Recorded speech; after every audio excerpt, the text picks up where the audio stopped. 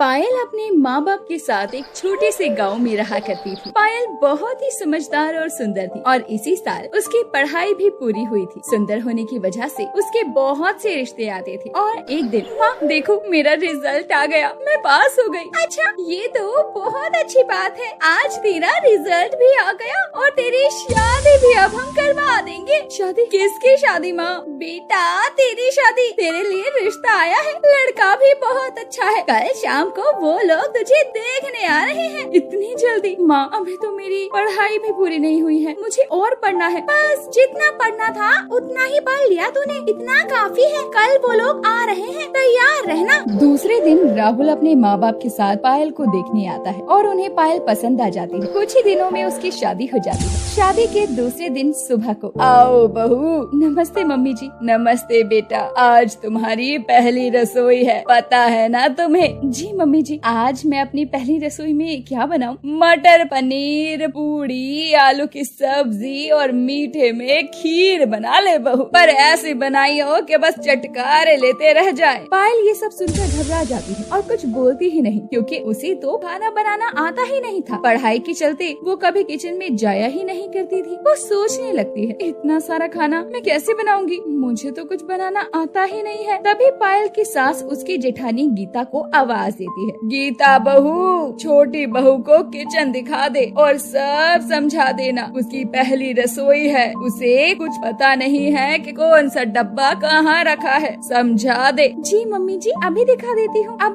रसोई पायल को ही तो संभालनी है ना? हाँ बिल्कुल, जब तुम शादी करके आई थी तो रसोई की जिम्मेदारी तुम्हें मिली थी। अब पायल आई है तो सारी रसोई की जिम्मेदारी पायल को मिलेगी। ये बात सुनकर पायल मुस्कुराने लगी और अपनी जेठानी गीता के साथ रसोई में जाती है। पायल ये है हमारी रसोई, तुम खाने की तैयारी करो, मैं घर के बाकी काम कर लेती हूँ। जी भाभी। ये बोलकर गीता तो वहाँ से चली जाती है और पायल खड़ी हुई सोच रही होती है, बनाना तो कुछ आता नहीं है, क्या तैयारी शुरू करूँ? और अगर ये बात मम्मी जी को पता चल गई तो वो तो मुझे शादी के दूसरे दिन ही घर से निकाल देगी। गीता फिर से किचन में आती है और देखती है कि पायल वहीं खड़ी थी। पायल तुमने अभी तक कुछ बनाना शुरू नहीं किया? गीता दीदी आपको ना एक बात बतानी थी। हाँ पायल बोलो ना, क्या बात है? दीदी मुझे ना खाना बनाना नहीं आता, पर आप इसी को बताना मत, वरना मम्मी जी मुझे घर से निकाल देगी। पायल तुम परेशान मत हो, मम्मी जी ऐसी नहीं है। दीदी प्लीज मत बताना ना। अच्छा ठीक है, नहीं बताऊंगी। एक काम करते हैं, खाना मैं बना देती हूँ। ठीक है दीदी। गीता पायल की मदद कर देती है और सारा खाना बनाकर सबको परोसती है। अरे वाह पायल बहू, तुमने तो एकदम गीता बहू के जैसा खाना बनाया है, हम तो पहचान ही नहीं सकते कि खाना गीता ने बनाया है या तुमने। सही कह रही हो माँ, पायल ने बहुत स्वादिष्ट खाना बनाया है। खाने की तारीफ करते हैं और पायल मन ही मन बहुत उदास होती है। मुझे तो कुछ बनाना ही नहीं आता, ये सब कैसे बताऊं कि खाना गीता दीदी ने बनाया है। फिर सभी पायल को शगुन देते हैं, ये लो बेटा तुम्हारी पहली रसोई का नेक। धन्यवाद मम्मी जी। मेरी तरफ से भी ये तुम्हारे लिए पायल। Thank you Rahul ji. ऐसे ही कुछ दिन बीतते हैं और पायल की जगह गीता खाना बनाती है और सबको लगता है कि पायल खाना बनाती है। फिर एक दिन सरोज की एक सहेली घर आती है जिसका नाम पार्वती होता है। अरे सरोज, कितने दिनों बाद मिलना हुआ है, कैसी हो तुम? मैं तो ठीक हूँ, तुम बताओ, तुमने तो मेरे घर आना ही छोड़ दिया था, तुम तो मेरे बेटों की शादी में भी नहीं आई। जब तुम्हारे बेटों की शादी हुई ना तो मैं गांव में नहीं थी। अच्छा फिर ठीक है। तभी वहाँ पायल आ जाती है। सरोज अपनी सहेली पार्वती को पायल से मिलवाते हुए कहती है, पार्वती इससे मिल, ये है मेरी छोटी बहू, अरे बड़ा अच्छा खाना बनाती है, तू बता क्या खाएगी? नमस्ते आंटी जी। नमस्ते बेटा, वैसे तो मुझे मीठा इतना पसंद नहीं है, पर तुम मेरे लिए कुछ मीठा बना कर ले आओ। मीठे में क्या खाएंगी आंटी जी? अरे बहू, जो उस दिन पहली रसोई वाले दिन तुमने खीर बनाई थी ना, वाह वाह वाह क्या खीर थी, वही बना लो, पार्वती को खीर बड़ी पसंद है। ये सुनकर पायल चुपचाप रसोई में जाती है।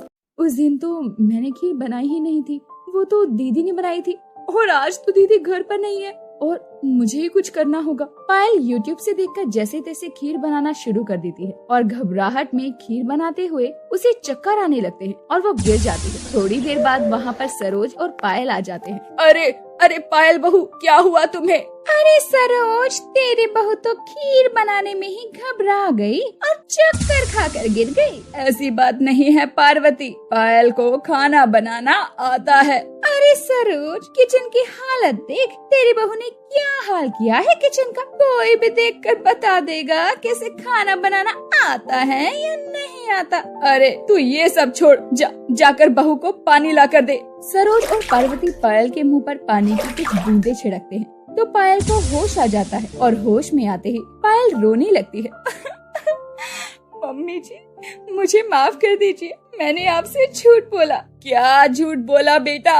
मम्मी जी, मुझे खाना बनाना नहीं आता। जब से शादी हुई है खाना तो तुम ठीक ही बना रही हो। नहीं मम्मी जी, वो खाना मैं नहीं, दीदी बनाती थी। अरे कैसी लड़की हो तो तुम रो क्यों रही हो? ये बात तो मुझे पहले दिन ही पता चल गई थी कि खाना गीता बहू बनाती है। मम्मी जी, आप बहुत अच्छी हैं, मैं जल्दी ही सारा खाना बनाना सीख लूंगी। हाँ बिल्कुल, अगर कुछ समझ ना आए तो मुझसे पूछ सकती हो। मैं तुम्हारी सास हूँ, लेकिन अपनी माँ ही समझो, ठीक है? धन्यवाद मम्मी जी। ये सुनकर पायल बहुत खुश हो जाती है और कुछ ही दिनों में धीरे धीरे पायल भी स्वादिष्ट खाना बनाना सीख जाती है और अब वो पूरे घर का खाना अकेले ही बनाती। कुछ दिनों बाद पायल की तबीयत खराब हो जाती है। पायल, आज तुम अभी तक उठी नहीं, क्या हो गया? गीता दीदी, आज का खाना आप बना लोगी, मेरी तबीयत खराब हो रही है। ठीक है, मैं बना लेती हूँ, तुम परेशान मत हो। वैसे तुम्हें हुआ क्या है? पता नहीं दीदी, बहुत थकान सी लग रही है। चलो तुम मेरे साथ डॉक्टर के पास चलो। ठीक है दीदी। गीता पायल को लेकर डॉक्टर के पास जाती है और डॉक्टर के चेकअप के बाद पता चलता है कि पायल प्रेग्नेंट है। ये सुनकर गीता बहुत खुश होती है और वो ये बात जाकर घर पर सबको बताती है। सब बहुत खुश होते हैं। पायल, तुमने तो आज मुझे बहुत बड़ा गिफ्ट दे दिया। ये गिफ्ट तो भगवान ने मुझे भी दिया है। हाँ, अब से पायल तुम्हें अपना बहुत ध्यान रखना होगा, तुम कोई काम नहीं करोगी। ठीक है राहुल जी। ऐसे ही दिन बीतते जाते हैं। घर के सभी लोग पायल का बहुत ख्याल रखते हैं। ये देखकर पायल सोचती है, मैं अपने ससुराल वालों को लेकर कितनी गलत थी। यहाँ तो सभी लोग बहुत अच्छे हैं, सब लोग मेरा कितना ख्याल रखते हैं। ये तो ससुराल नंबर 1 है।